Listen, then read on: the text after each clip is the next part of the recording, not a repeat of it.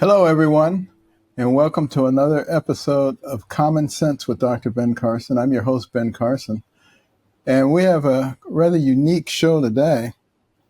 Much of the debate over environmental stewardship is rooted in the clash of worldviews, with conflicting doctrines about God and creation, humanity, sin, salvation.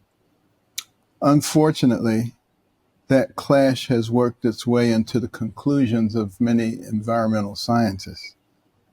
And, rather than a carefully reported schema, we have speculative theories that are spun off as true science.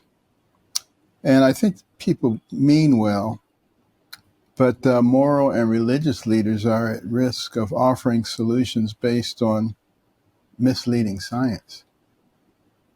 The effect, tragically, is that the very people that they're seeking to help are sometimes the people who are harmed. Today, we have a guest who has explored these issues in his latest book, Climate and Energy, The Case for Realism. Dr. Cal Beisner is the founder and president of the Cornwall Alliance for the Stewardship of Creation. That's a network of Christian theologians, natural scientists, economists, and other scholars. Now get this, in 2014, the Heritage Foundation honored him with the Outstanding Spokesman for Faith, Science, and Stewardship Award at the 9th International Conference on Climate Change. So welcome, Dr. Carl Beisner. Thank you for being with us today. Dr. Carson, it's an honor to be with you. I have admired your work for 30-some years. So thank you very much. This is a great privilege for me. Well, I want to start off by asking you, are we in danger as human beings because of human-induced environmental violations? Is the end of the world coming, as they tell us? No, quite definitely not. I mean, there are real environmental problems. The emissions of some toxic chemicals from certain industries and the like. Those things are mostly problems in developing countries, not in highly developed countries. We've figured out ways to control those sorts of emissions and to make sure that they don't present a significant risk to people. Our far greater risks are all from things that we all choose to do voluntarily, like eating the wrong things and too much of them, and driving unsafely and things like that. Those are the big risks in our lives. But around the world, in developing countries, poverty, just poverty itself, is the greatest risk. I mean, that's very, very clear, because the correlation between life expectancy and income is extremely strong. I mean, the wealthy just simply tend to live a lot longer than the very poor. And then I think, since you specifically used the phrase human-induced, it seems like you probably have the 850-pound gorilla in the living room in mind, which would be climate change. That's what everybody is talking about nowadays, human-induced climate change. And yeah, climate change is real. Climate's always changed, and it always will. Human activity does contribute to it, especially in local areas with what we call urban heat island effect.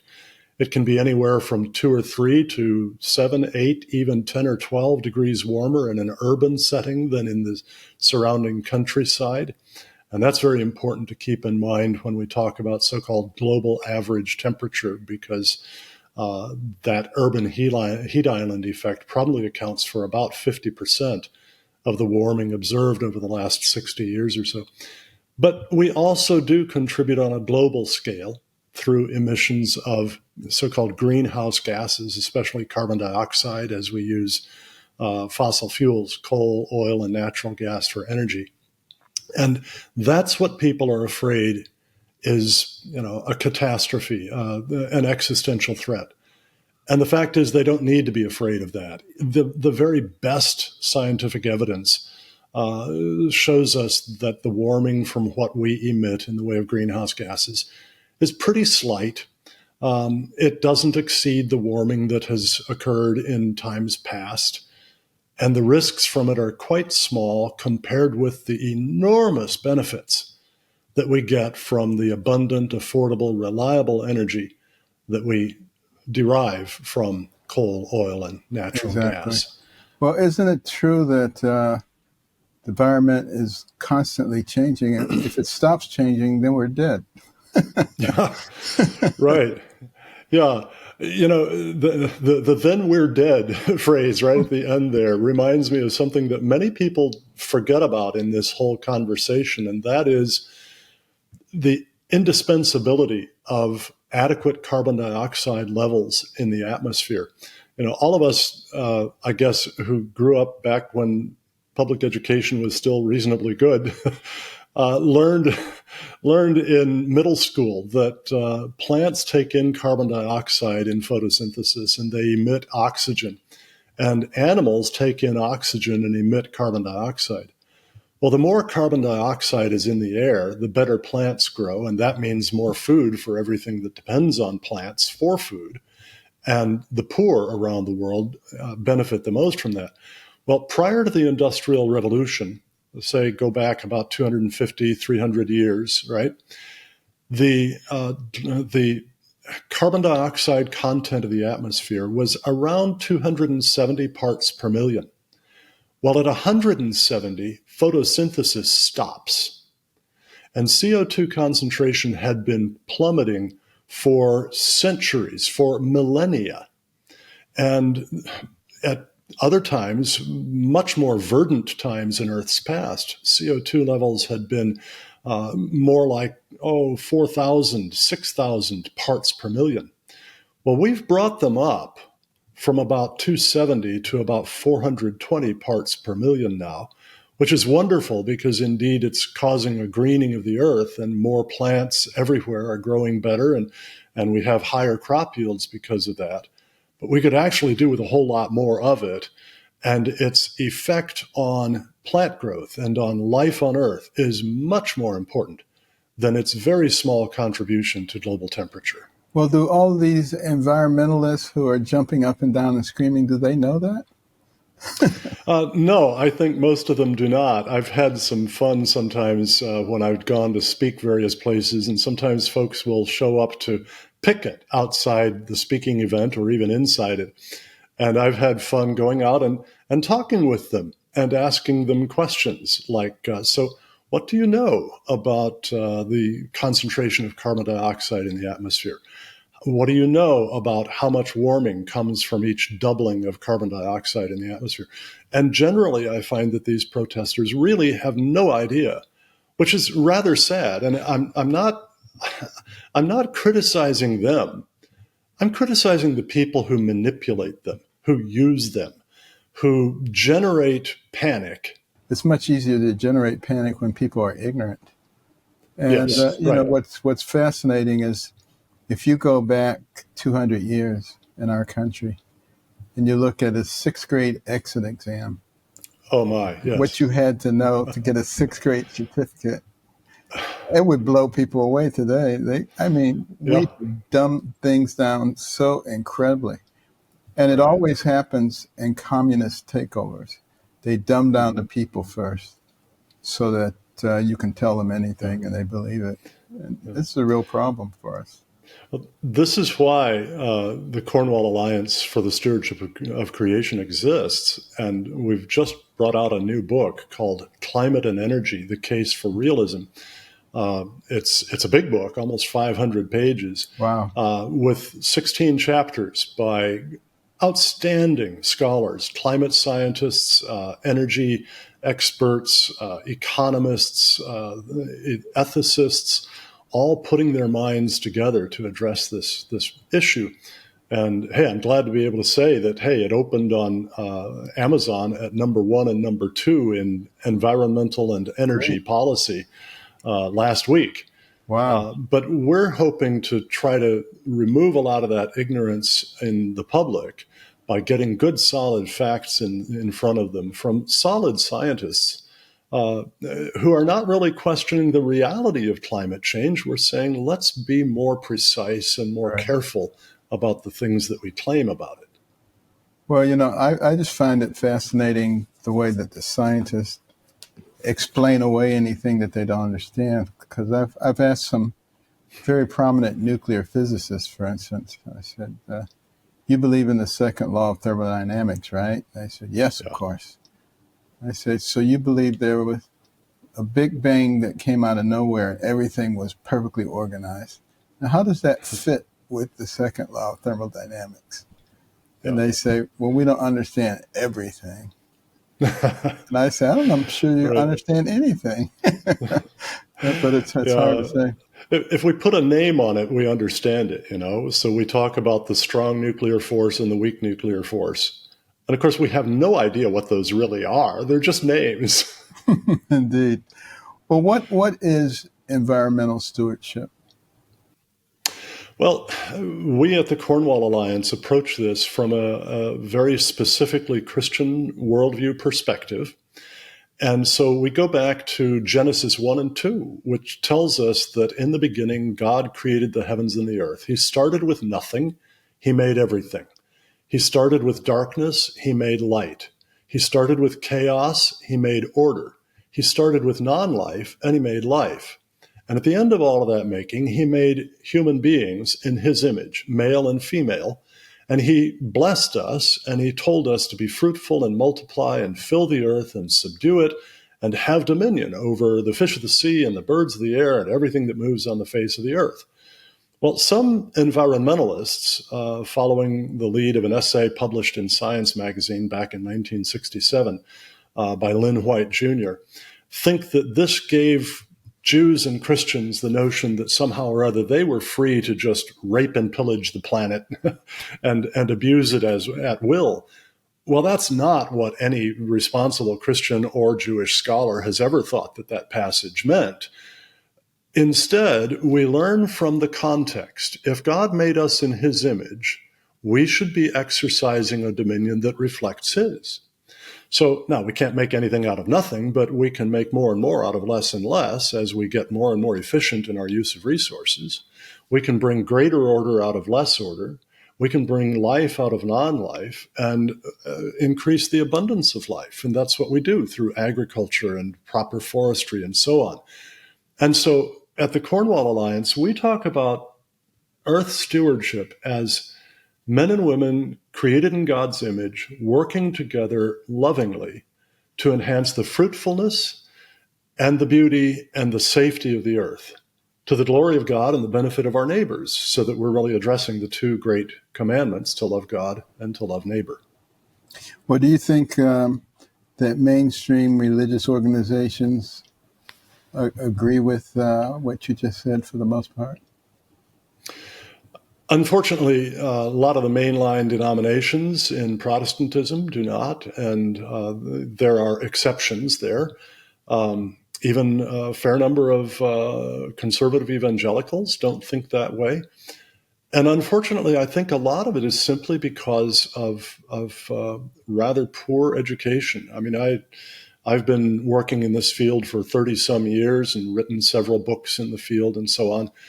And it's amazing to me, as I read the books, the articles of people who have a more, doom and gloom perspective on things, it's amazing to me how little critical thinking goes on, how little actual empirical testing of claims happens. And that's something that we as Christians need to take very seriously. God is rational, and he created an ordered universe for us to understand using the minds he gave us in his image. And a very important part of that is doing what the Apostle Paul told us in 1 Thessalonians 5:21. Test all things, hold fast what is good. So, and yet I'm not hopeless about this. I think we can see a lot of improvement in people's understanding. And frankly, the the existential threat tales, the doom and gloom messages, they come and go in cycles. And bit by bit, people overcome certain fears and then they get replaced by new fears. But that's all right. Well, we can keep doing and keep learning. You operate in a very interesting environment with some of the theories that come out of here. But I remember about 40 years ago, on the cover of Newsweek magazine, there was a big glacier, and they were talking about how we were getting ready to go into another ice age. And then about 20 years later, we were all going to burn up. And now they just say, it's going to change. There's going to be change. What's the deal? What else is new? I mean, did these people recognize how foolish they sound with all of this? And what is their argument that change means destruction? Why do they say that? Yeah, that's really a hard question to answer. For a long time, among ecologists, there was a sort of a notion that nature was best untouched by human hands, that it was basically stable, that it didn't go through changes unless people brought those changes about. That understanding pretty well disappeared by the 1960s and 1970s among serious scientific ecologists. They all began to realize, no, nature is constantly changing. We're constantly seeing cycles happen. What is native species in a given locale in one decade was not even there 200 years before, perhaps, because various plant species and even animal species are moving around all the time. Climate is always changing, warming and cooling, wetter and drier, stormier and less stormy. All of those things change. And so little by little, more and more, I think, truly scientific ecologists came to realize this. But the problem was that the popular movement that came to be called environmentalism didn't really grasp the changes in the scientific thought that were coming about during that time. And then also an awful lot of people, let me put it this way. Before the mid to late 1970s, computer time was extremely expensive. So if you were a scientist, you'd do a little bit of mathematical modeling, but most of your time was spent out in the real world observing physical nature. But from the late 70s onward, computer time got less and less expensive, and we got more and more people growing up doing their science in the laboratory with computers doing modeling and not so much out there checking in the real world. And then they began to mistake their models for the real world, which has been a really fascinating thing to watch, especially regarding climate change, because all of the fears of devastating climate change are based on computer models. And the computer models, on average, simulate 2, 3, 4, even 5 times as much warming as actually observed over the relevant period, which means they provide no rational basis for any predictions of future temperature and no rational basis for any policy. Well, because few people really understand, environmental science, isn't it a pretty convenient place to push your political views by just spewing out information and getting others to join that bandwagon? And what do we do about that? Because there seems to be no end to it in terms of finding ways to control the populace. Yeah, that's a great question. An awful lot of the folks at the forefront of the environmental movement really got there along a path of first being Marxists involved in the Socialist International or the Communist International. And, for a few decades, there was an interesting question: which is going to do better economically, socialism or capitalism? But by the late 60s and early 70s, it was pretty obvious that socialism was not going to lift people out of poverty. Capitalism was doing that. So more and more socialists, Marxists, committed personally to that vision of government and of society sort of left the socialist movement as a flag-bearing socialist and embraced environmentalism as the new rationale for why we needed socialism, because after all, you needed government to protect people from the polluting activities of various businesses.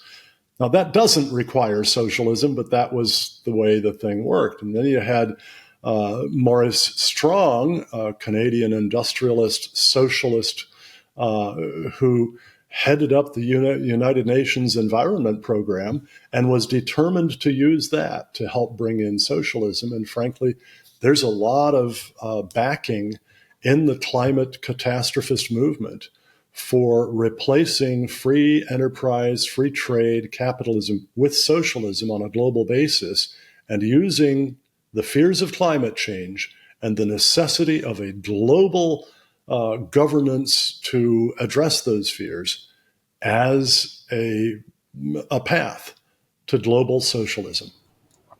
Well, it has worked on a lot of our young people that I see. Some of these college students, I think they're true believers. They really think the world's going to come to an end in 12 years unless we change everything that we're doing. And then as those years go by and nothing happens, they don't seem to change their views. They just, it's almost like a religion. They grasped onto it and they're believers no matter what. So. Yeah. And unfortunately, it's like a religion that is very, very different from Christianity. Because Christianity is a religion that is factual. You know, we just had Easter behind us. And Jesus Christ really rose again from the dead. The historical evidence for that, my actual PhD, despite my work in environmental science, my PhD is actually in history. And I studied, of course, historical evidences and so on. Man, the historical evidence for the resurrection of Jesus Christ from the dead is far stronger than the historical evidence for practically any other, short-term event in ancient history. This is Christianity. It's a religion that says we have the truth. Jesus said, "I am the way, the truth, and the life. No one comes to the Father but through me."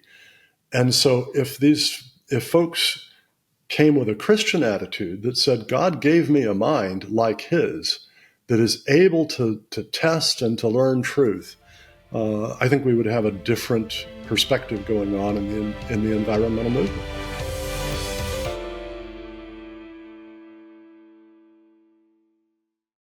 Doctor, what do you think is behind the push to eliminate fossil fuels? Boy, what drives that would vary from group to group, from person to person. For one thing, the top leaders of most of the world's largest environmentalist organizations generally think that there are way too many people in the world. The consensus is that optimal human population would be around 300 million to 500 million people, which means that we need to get rid of about 95% of us. They think that because they see people basically as consumers and polluters. Every person born into the world is a mouth that's going to eat and consume things, and a body that's going to wear clothing and need housing and transportation, all these things, right? What a dire outlook. Yes, it's a really sad outlook. And of course, what they forget is that every mouth born into the world, on average, comes along with two hands, and most importantly, a mind. And that mind and those two hands can enable that human being to produce far more than he or she consumes in a lifetime. Back in the 1980s, when I was doing research for my book, Prospects for Growth, a biblical view of population resources in the future, there were some really interesting data that indicated that the average American male produced about 13 times as much as he consumed in a lifetime, and the average American female about 7 times. And of course, some men would joke about that. Oh, men are so much better. But the average American female also produced the average American male. So we couldn't be too proud about that. And of course, the production is only what's counted in the marketplace, in the actual traded place. And it didn't count the value of raising children at home and keeping a home and so on. But what's really sad to me is that when a new child is born, that is treated by our Commerce Department, for instance, as a reduction in gross national product per capita, because you have another capita in there to count, right? But when a calf is born, that's treated as an increase in gross domestic product per capita. The reality is that child is going to produce far more through its lifetime than the calf, and far more than that child consumes. So there's the fear of overpopulation growth that drives some of the folks involved in this. There's also fear of pollution, and what they don't recognize is that a clean, healthful, beautiful environment is a costly good.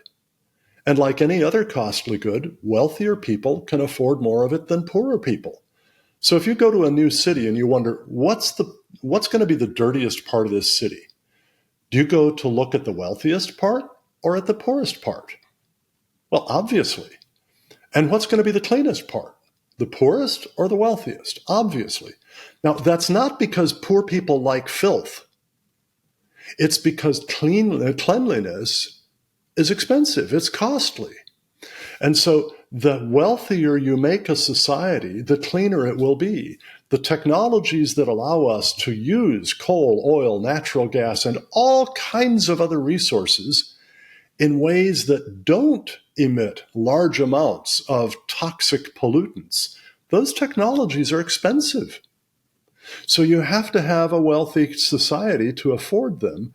So that means you have to build those wealthy societies, and part of that is through access to abundant, affordable, reliable energy, 85% of which in the world comes from coal, oil, and natural gas. Well, along those lines, why do the environmentalists tend to ignore things like hydrogen and nuclear power?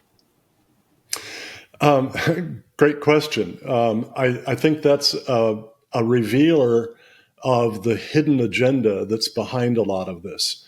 And I'll tip my hat here for a moment to Dr. James Hansen, former head of NASA's Goddard Institute for Space Studies, who back in 1988 did a very, very famous presentation in the U.S. Senate in which he said that he was now 98% sure that the global warming that we had observed over the last decade was real and that it was driven overwhelmingly by human influence.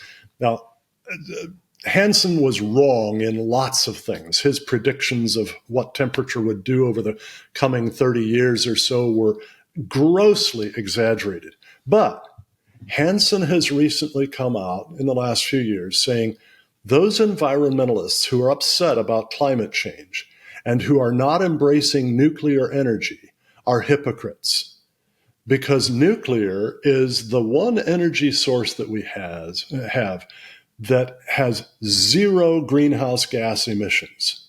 It also happens to be far and away the safest energy source and the most reliable energy source.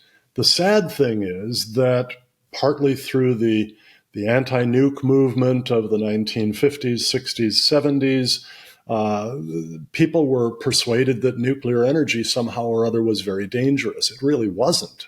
It has the best safety record of any energy source.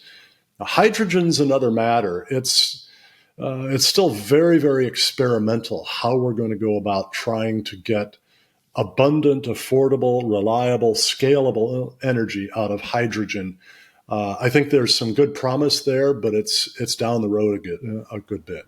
But the byproduct of that would probably be just water or something. Exactly. That's wonderful. Produce water and solve the energy problem at the same time. That'd be pretty cool. Yeah. By the way, when you'll see video of so-called smoke coming out of the cooling towers of coal-fired power plants. And often that will look dark. It's only dark because it shades the sunlight that's coming through it. What that actually is in developed countries from coal-fired power plants is just water vapor. That's all it is. And water vapor is really good stuff for the earth. Absolutely. Well, what role do you think religion has, or faith, when it comes to addressing environmental issues?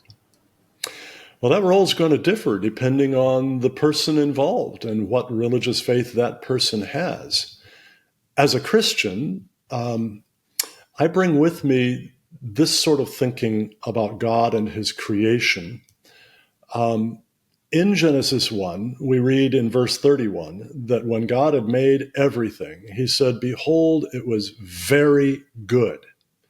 Now, the everything that he made included the whole earthly environment, including the climate system. Now, the climate system is extremely complex. It's probably the most complex natural system we've ever studied, other than the human brain and DNA. There are thousands of different elements of the climate system, and they interact in very unusual ways. But the notion that our increasing carbon dioxide from, say, about 270 parts per million 250 years ago to about 420 parts per million today, and perhaps 500 parts per million by the end of this century, the notion that that's going to cause catastrophic change in the climate system depends on the notion that that climate system is extremely unstable and prone to careening off into catastrophe because of tiny, tiny perturbations. Most people aren't used to thinking in terms of parts per million. They're more accustomed to thinking in terms of percentages, right? Well, if CO2 goes from 28 thousandths of 1% to the present 42 thousandths of 1%, why should we think that's going to cause catastrophe? That's kind of like thinking, okay, a brilliant architect designs a building so that if you lean on one wall, right, all of the feedback mechanisms in that structure will multiply the stress of your weight until the building collapses. Now, would we call that architect brilliant? No, I don't think so. Well, the notion that this tiny change in atmospheric chemistry is going to be an existential threat to humanity and even to all life on Earth, that's like saying that God, the architect of this climate system, made it so that it would fall apart if you just barely leaned on a wall. That doesn't fit the Christian worldview. But if you are a pantheist, or if you are a secularist atheist, and everything comes about by chance, well, a climate system that just came about by chance, it might very well be very prone to catastrophic results from a tiny influence.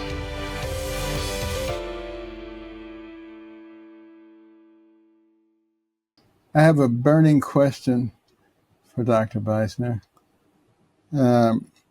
Some may think it's controversial, but does true science really support the concept of evolution? I don't think so. And yeah, this is controversial.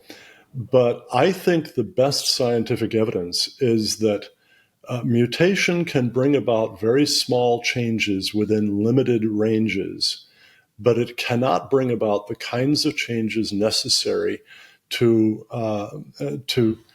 bring about whole new species, and certainly to go from the so-called simplest forms of life, which, by the way, are already so incredibly complex that, we do know something more about the interior of a cell now than we did in Darwin's day. Yeah, right. But one of the most fascinating books that I've read in that field is a book called Genetic Entropy. I can't remember the author's name at the moment. Cornell geneticist. And he just points out that the way mutation works, it always works by deleting information from the genetic code of an organism, not by adding new, more helpful information. Yeah. Well, the whole theory of macroevolution, as distinct from microevolution, says we went from the simplest to the more and more complex by adding more and more helpful information to genetic codes. That's contrary to the second law of thermodynamics, which you mentioned earlier, and it's also contrary to everything we've observed about how genes vary over generations. So there's that. There's also the problem that there are so many mechanisms in the at the subcellular level, the molecular level, that are the term is irreducibly complex. Right. That is, you don't get any benefit from having any of those parts without all of those parts all together properly connected. Exactly. Well, the mathematical odds of getting that by chance are just simply astronomical, beyond astronomical, almost infinitesimally small. Well, that's what the physicists always say. Yeah. Given enough time and enough opportunities for all these things to happen, somewhere it will happen. But of course, that's like saying if you blow a hurricane through a junkyard enough times, you'll end up with a 747 ready to fly. Just, I don't care how many times you do it, it's not going to happen. So I don't have anywhere near enough faith to be an atheist. And I don't have enough faith to believe that the astronomically improbable is going to happen. I prefer to go with high probabilities and real observation. This is the late Richard Feynman, Nobel Prize-winning physicist, has a famous little clip online that people can find by just looking for the key to science. And he says, look, here's how we scientists try to learn about nature. We come up with a new law of nature this way. We guess how something works. Then on the basis of the guess, we make some predictions about what we should find in the real world if our guess is right. Then we look at the real world and we compare the observations with the predictions. And if the observations contradict the predictions, then our guess is wrong. And it doesn't matter how beautiful the guess is or how smart we are, and I would add, or how many people agree with us, right? If the observations contradict the predictions, the guess is wrong. That's solid science.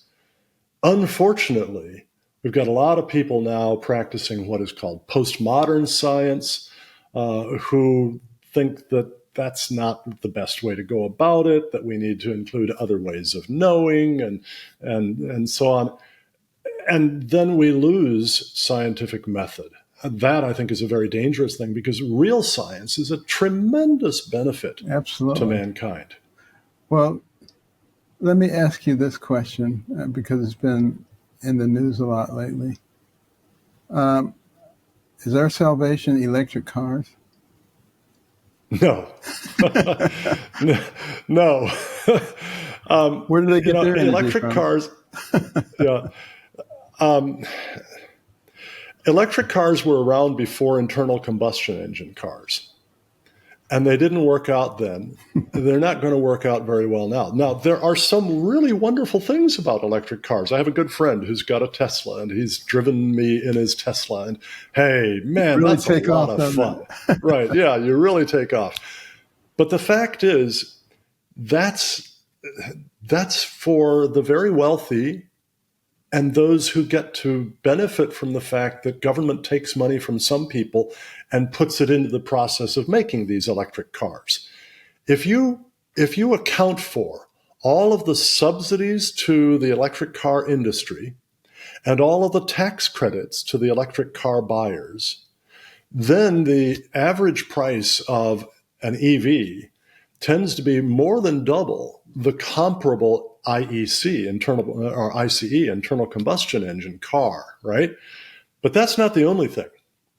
If you then also carefully account for all the costs of charging that EV's battery, going back to the mining of the minerals in it and everything else, all the various different costs, and all of the government subsidies and tax credits that go into that, for the electricity that gives the equivalent number of miles of a gallon of gas, the cost is over $17 per gallon. Now, that's not borne by the actual EV owner because it's paid by all his neighbors through their taxes. But I think that's wrong. You know, the eighth commandment does not say, you shall not steal unless you are the government. And so I don't think it's right for some of us to benefit from what is stolen by the government from other people. EVs really can appeal only to about the top 1 or 2% of people. Well, when you first introduce them, 1 or 2%, there's a fair number of people there, and it can look as if you're going to have a lot of growth in sales. But pretty soon you run out of 1 or 2%, and then you don't have people ready and willing and able to buy EVs, which is why they're now sitting on display lots all over the country, and the makers can't sell them. So no, EVs are not our salvation. Right, we have to count on the cost of disposing of the batteries as well. That too, and the added harm to the roads because the vehicles are so much heavier. Yeah. Yeah. And I just heard that the Biden administration is saying now we need to have electric train engines. And my instant thought was, oh my goodness, what will happen to the tracks? Right. The weight of those engines is huge anyway. That's true. But put that kind of a battery in it, it's going to be horrific to the train tracks all over the country. Wow. Well, you know, one of the things that you've brought out is that none of these things are simple. There are a lot of intricate inner working parts. And smart people look at ramifications. They don't just grab the shiny object and say, I've won. They look at what the ramifications are down the road. Right. And that's what we should be thinking about as people who are interested in the environment. God told us that it's ours to take care of. He didn't say it was ours to destroy. And I think Christians in particular need to be more aggressive in this area and say, yes, we have a job, and our job is to take care of the environment. We've been charged with that responsibility by God himself, and we will do that. But that doesn't mean that we have to accept all of your silly theories, which you cannot prove. If you can prove, we're very happy to look at them. Otherwise, just use common sense. Fossil fuels, we've got a lot of them. We've learned how to use them. We have the cleanest air and water since measurements have been taken. Renewable, green energy, good ideal when practical. And why not use what you have to get to what you want, rather than making them two opposite things, one in one corner and one in the other. Learn how to use both together to move towards something that actually works for everybody without burdening the poor people. You talked about the poor earlier. What are some of our energy policies doing to those poor people? When you have to raise the gas prices to where they are, all of that is self-induced because of people who have political ideals about the environment. So I think Christians need to advocate for those people and put strong arguments out there rather than just capitulating, which is something that we have a tendency to do. But as we come to the close of this wonderful discussion, I want to ask you, first of all, to tell people where you can get where they can get your book, because it's fascinating. And secondly, your closing thoughts and advice. Oh, wow. Wonderful. The book, Climate and Energy, The Case for Realism, co-edited by Dr. David Legates, climatologist, former professor of climatology at the University of Delaware, now emeritus. What's my what's my advice for going forward? Micah 6:8 in the Old Testament, the prophet Micah says, "He has shown you, O man, what is good. And what does the Lord require of you but to do justice, to love mercy, and to walk humbly with your God?" You know, if all of us would try to do that, and we'll never do it perfectly, but if all of us would try to do that all the time, if we would try to live by the golden rule, do to others what you would have them do to you, if we would try to live by the 10 Commandments, don't steal, don't commit adultery, don't bear false witness, don't covet, honor the Sabbath, honor your father and mother, and honor the Lord God, having no other gods before him, and not committing idolatry. If we would seek to live this way, our societies would be peaceful and well-ordered and more prosperous and more flourishing. And we wouldn't need vast numbers of intricate laws to try to organize our lives. We would have greater freedom. Fantastic. Well, I tell you, it's going to be hard to get better advice than that. And we appreciate that very much. And thank you for joining us today. And thank you for your continued work to help clarify these issues and explain them to the public, so that people actually can know what they're talking about and can encourage their representatives to do the things that actually make sense. Common sense, once again, can prevail with interesting and talented individuals like yourself, and we thank you for your contribution. Well, thank you very much, Dr. Carson. It is an honor to be with you today.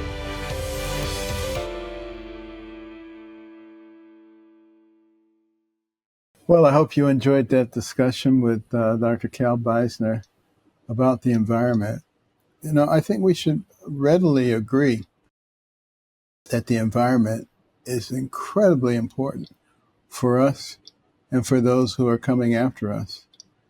But that doesn't mean that we go off into wild theories that can't be proven, when in fact, as Dr. Beisner pointed out, we're in a very good position right now. And when the environment stops changing, that's when we got a real problem on our hands.